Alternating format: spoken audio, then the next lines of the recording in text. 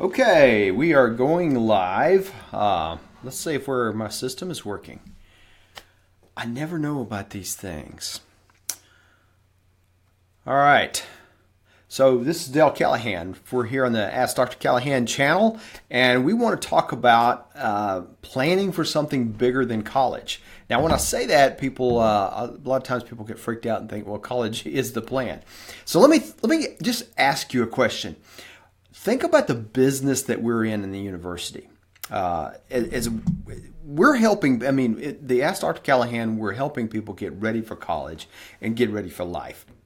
But if we think about what business that we're in on the university side of the model, what other business in the world can you think of that when people have children, the first thing they do is to start saving money for the right to pay somebody else for a service years later? I mean, from a marketing perspective, colleges and universities have got this down pat.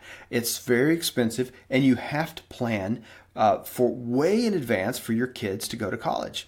It's like planning for them to buy a house. As a matter of fact, maybe that's what we should be doing, is planning to give them money to buy a house instead of go to college. But that's the issue. What are we doing here? So think about this. This is what most of us are thinking toward when we're thinking about our children. Many people that we talk to, we're declaring success once we get our children into college. Are we planning for the wrong thing? Is that kind of short-sighted in terms of what we're looking for? Why is it all about college? What is it about college that we care about so much? And for most of us, it's earning potential. We want our kids to be going off and to make a living, to be able to earn their own way, to be able to succeed, right? But why college? Have we really sat back and thought about that? We were having a conversation with somebody the other day, and parents were sitting around talking about, how do you plan for college or something else? And one of them turned to my wife and said, "Hey, what do you think?" And she said, "What's the goal after college?" And everybody in the room kind of sat back and had this weird look on their face like, "What do you mean by that? Why do you ask that question?" So I'm going to ask that question to you. If you're preparing your kids for college, what's the goal? What are you trying to achieve? What is the goal after college? What does your son or daughter want to do? You are about to spend a boatload of cash. I don't care where the money comes from, but you are about to spend, for even the cheapest university, it's going to hit $100,000 for education. Now, there's cheaper ways you can do it, but still, you're going to either spend the amount of money that you spend for an automobile or a house, one of the biggest investments you make. And we have in the back of our mind that means success. But does it? And to what end? So the questions that we really should be asking is, what is it we're trying to prepare our son and daughter to do in the workforce? Right? And I'll be fair to say, okay, the workforce has certain demands and certain skills. But how often do we see somebody go into college, they start down one career path, they spend a lot of money, and then they end up changing their mind and then go down another path. And sometimes they realize they weren't prepared for the path that they went down from a math or science or some kind of other background. So one of the things that we want to challenge you to do is to think, what's the end goal? Is it a career? Doing what? Is college even the right path for that career? Now, obviously, we spend a lot of time helping people getting ready for math and science, and those things are critical for any STEM-based science, technology, engineering, mathematics, STEM, any career in those fields. So, short of those kind of things, what's the goal? And even with that, what's the goal? How many times have we gone into a field and we started to dive into something, or we've seen somebody do it, and then they get into that field for a while. They may even graduate and start working in that field and realize they don't like it. The number of people who change degrees in college is very high. The number of people who change careers after college is also very high.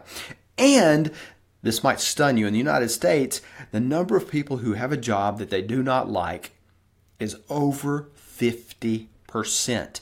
And yes, that's including those people who paid $100,000 plus to go to college to get that perfect job. So what's the goal? How do you get your son or daughter prepared to know what it is that they need to be doing? Get them to work. That's the simple thing. Work now. What is stopping your son or daughter from, while they are in high school, maybe even in junior high school, from doing one or two things? Number one, go out and find people that are doing what they think they want to do and talk to them. You don't have to do a shadowing program. You can go have them for dinner. You can go to coffee with them. You can let your son or daughter ask questions about what's a day look like in the life of this person and their career. So often we have images in our mind that come from movies and that come from television shows about what a career is like, and it's not even true. So that's number one, is going out and doing what we would call a reverse interview. Going out, or maybe it's an informational interview. I don't care what you call it. Go find people doing what you love to do and go talk to them. Engage with them. Not just one, but multiple people, and getting experience. That is an awesome thing to do, because you are already, your son or daughter, by doing that one activity, is already so far ahead of everybody else in the world who goes in and they're expecting us in the university to tell them what it looks like to have that career. And you know what? There's a lot of faculty members that don't know. There's many faculty members that have never worked outside the university. I know that's not a shock to you. Those of you that went to the university experienced that. But even if they did work outside of their university experience, that doesn't mean they have experience in everything.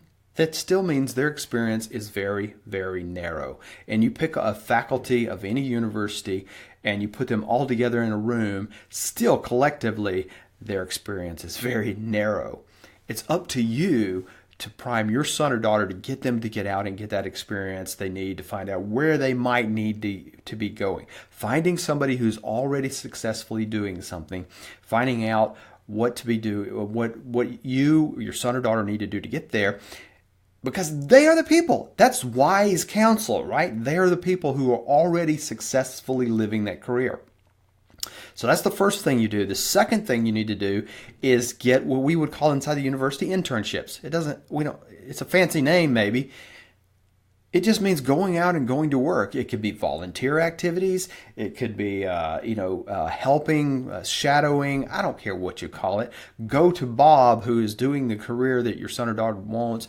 Develop a relationship. See if they can come to work with him, some for a week, for a day, to help, to be a grunt, whatever it is, to see what it's like inside that industry. You want to talk about a dramatic change and a dramatic perception. Just a little bit of experience inside of a college classroom is dramatic. I know we see freshmen come in and there's always just that one or two kids that seem to have actual experience in the career they're going after. The rest of them are running blind. They don't have any idea what they're after. And sometimes just a little bit of experience makes all the difference in the world. But the big difference it makes is they can make better decisions of how they will or will not spend your money.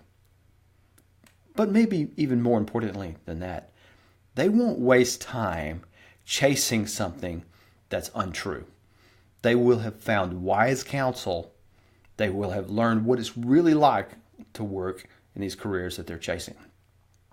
Try it out. See what that happens. Talk to your son or daughter. Get them some experience now. That's the thoughts for the day. So, thanks. See y'all next week.